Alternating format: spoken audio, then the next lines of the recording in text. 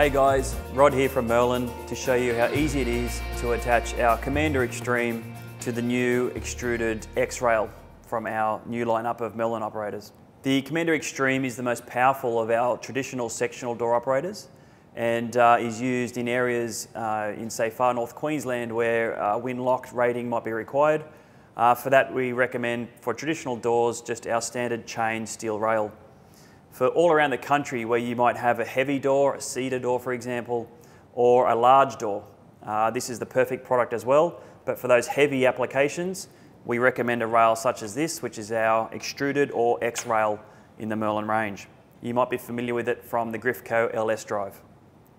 When you do select the Extreme with this particular rail, it comes with 3 pieces, the operator itself, the rail, and a conversion kit. And now I'm going to show you how easy it is to convert the Commander Extreme to work with our extruded rail. Okay, before we go through the process of converting the opener to work with this rail, I just want to show you some of the features for those that may be new to it. The rail itself, the first thing you'll notice is it is extremely durable and sturdy. It doesn't flex at all under heavy load and only needs one mounting point to the ceiling, other than obviously the one above the door. That mounting is extremely easy. If you use the M8 bolts that are supplied with your Commander that you'd normally use for the strapping, you can actually slide those into the extrusion here and use them to mount your strapping to the ceiling. As you can see, you can slide them anywhere up and down the extrusion, and that's great because you can actually mount this to the ceiling in and around things like beams, light fittings, air conditioning vents, whatever might be above your opener. A really simple and innovative way to mount the rail to the ceiling. If you want to surface mount it, that as well is super easy. Basically you can screw a hole directly through the back of the extrusion wherever you need to mount it to the ceiling.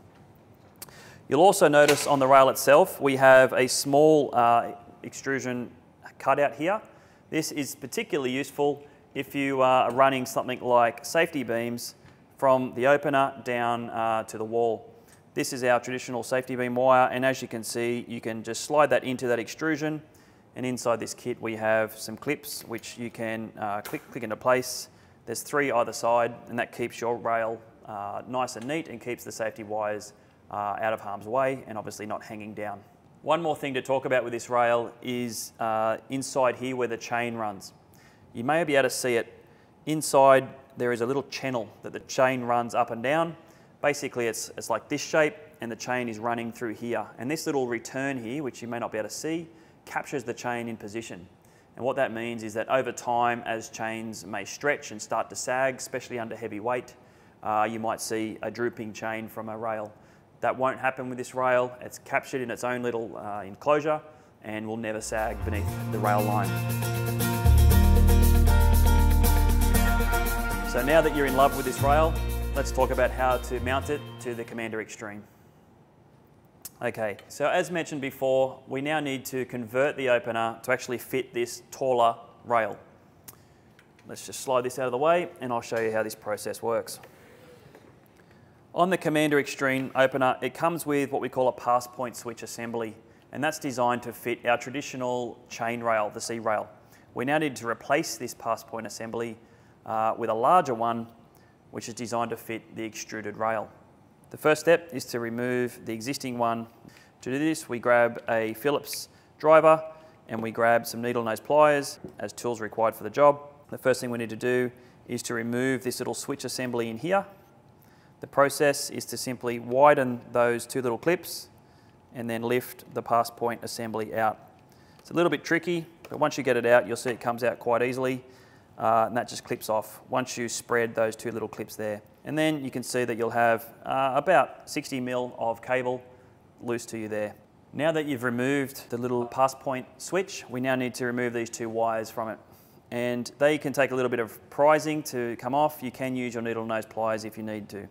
I find just by giving it a wiggle, it pays not to be too heavy-handed with this, but you should be able to pull those off to reveal our little 3 pins, and you can just put that to the side for the moment.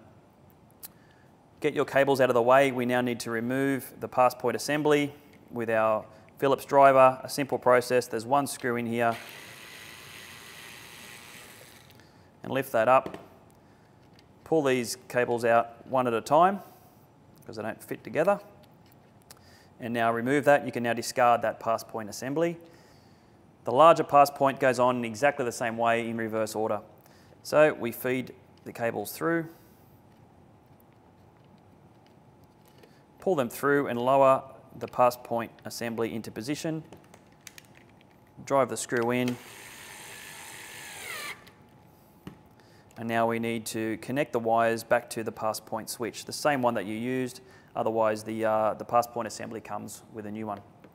The way to mount this is to have the V, if you like, going away from you. So the little pass point wheel is furthest from you, and basically you'll be in the right position. With the wires, you'll see that there's one wire which has a red stripe on it and another one which is just bare white. Take the one with the red stripe and that gets connected closest to yourself. Doesn't matter if you go this way or this way, you can basically push that into position and you'll hear a little click, and that's all you need to do with that connector. The bare white wire goes into the middle spade. Don't worry about the outside spade, that stays empty. Feed your wires down back into the pass point assembly. You'll see these two little holes here. They line up with two little lugs, and that holds it into position. And then when you press it down, you'll hear a click, and that's now connected. Your pass point assembly is now being converted, ready to go onto the extruded rail, which is the next step. Okay, so the final step in the process is to connect the Commander Extreme opener to the rail using our operator mounting bracket. You'll see this replaces the two brackets that you normally get with the opener. The way to do that is to mount everything in position. Do this on the floor or on a workstation. Is to simply mount that into position and then line up the pass point with the opener and the rail together, and then you can use your mounting bracket to connect. It lines up with the 4 holes, a one solid piece bracket to really hold this thing together. And you simply use the same screws that you've got supplied with the Commander to mount, using your standard 10mm socket here to connect.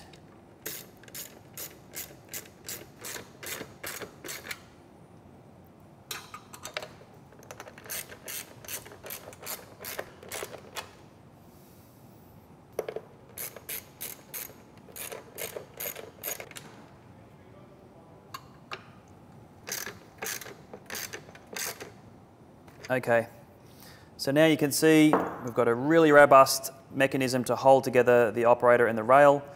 Also in the kit is a larger header bracket which is been designed specifically for this rail and is different to the one that comes in the carton with the opener. This has been designed just like the other one to allow you to mount the rail either to the wall above the door or to the ceiling, regardless of how you want to mount it. It's the one bracket. You'll also find the traditional hardware for this, the 2 clevis pins and 2 R-clips to complete that installation above the door. And as mentioned, there are 6 of these little cable clips.